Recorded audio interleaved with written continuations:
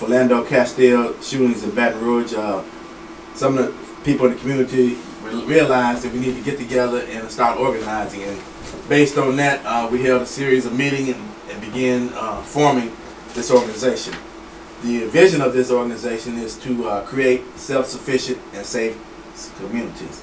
And our mission is to empower disadvantaged communities by providing educational resources, building collaborative partnerships in order to produce self-sufficient and safe communities. Now you're saying self-sufficient. Is there a need in this in Ouachita Parish for this type of program? Well, there's a need in every community for us to be self-sufficient. I remember years ago when I was in college, and I know you were in Chicago at the time, but there was a brother. He was actually he former city councilman Charles H. Johnson, and he was a mentor to me. He was our advisor when I was in college at Alpha. Yeah, that's Kevin Johnson's father. Kevin Johnson's father. But anyway, I remember we called him Brother Johnson. Okay. When Brother Johnson came to us, and his words were, "If not now, when? And if not, I'm sorry, if not now, when? And if not who? If not us, who?" That's right. That's right. And so you've had a lot of outside mentors also. I really did. So that he was a very powerful man that worked in the community, and that's pretty much what we need. We have to become, we ourselves. We can't depend on the government to take care of our community. We can't depend on private businesses to take care of our community. We ourselves have to develop jobs, create businesses ourselves, employ our own people if we can, and in order to make our community safe. So do you think, you've been an educator for a number of years, been a mentor in the community for a number of years, being an entrepreneur for a number of years, do you think it's important for young black males today to see other black males that are involved in the community? Well, looking at some recent statistics, 78% of all households are headed by single females. This is recently. That's so right. There's definitely a need for the black male to be in present. Not only that, some statistics stated that black men with no diploma are 3 times as likely to be incarcerated. So if you don't get your education, you're more than likely you're going to be incarcerated. And that rate is the highest between ages of 25 and 29. And there's another statistic that says 68% of all African Americans graduate high school compared to 85%. So if you break that down, it's more or less like 7 out of 10, which, I mean, it's better than 50%, but we need to have 100%. Now, there's no reason why any individual should not graduate from high school, at least. That's right, that's right. Now, you mentioned about the program Cities, and I see you have several different individuals. I see the write-up right here, and it's going to be held, Cities is going to hold a program on January the 15th called Super Safe Sunday. Now, Super Safe Sunday, how did you all come up with this, and what is the purpose of it? Well, the purpose, again, is to provide, our mission is to provide, one, educational resources to our community. So, the purpose of this program is we call it Super Safe because it's going to be a safe place. We want to try to get as many adults and youth out as possible, mainly youth, to provide these resources, these economic resources, these classes. We got several seminars. For instance, just let me say for adults, because we want everybody to come. If you got a family and you got several children, we want everyone to come. We even got a playroom for kids under 7 years old. So let me say that. Oh, so you've eliminated the excuse that I can't come because of my children. Right. You come if you got a kid under 7. We got some volunteers that's going to take care of them in the playroom.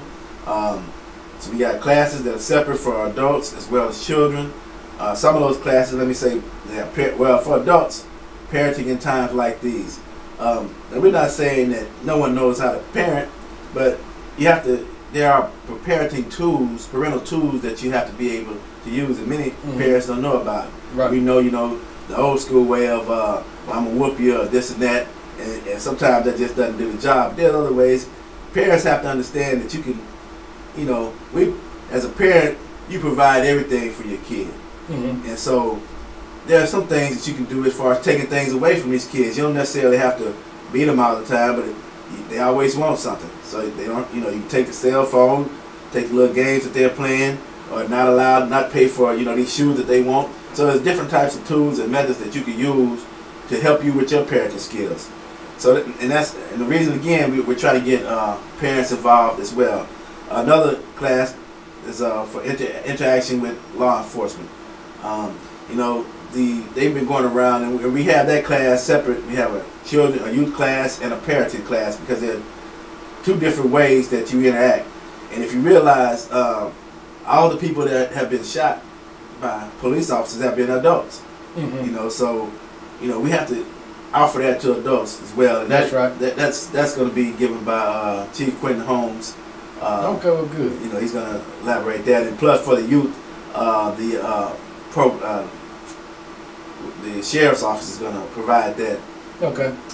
Training. So you bring in Monroe City Police and the Ouachita Parish Sheriff's Office. Okay, well, good. We also, for the youth, we have several classes. And let me say that the program starts at 2 o'clock. It's from 2 to 5. There's going to be 2 35-minute breakout sessions, and then they'll come back again for the closing panel session, which is only 40 minutes, and we'll provide refreshments as well. But one of the other things for youth is social media. Now, people have to understand when we talk about social media. In fact, I was talking to the chief the other day, and he let me know that they had a person that they were going to employ. They turned in his application and so on and so forth. It looked good and everything. Right. And they went on his Facebook page. Well, he was on his Facebook page using profanity, cursing at his former employee, and so he didn't get hired. So youth and adults need to understand that what you put on Facebook, everybody monitors that. That's right. You're looking for a job. The first place they're gonna go is look on social media, see what type of person, what type of character you have, and that can cost you your job. So you need to be aware of that.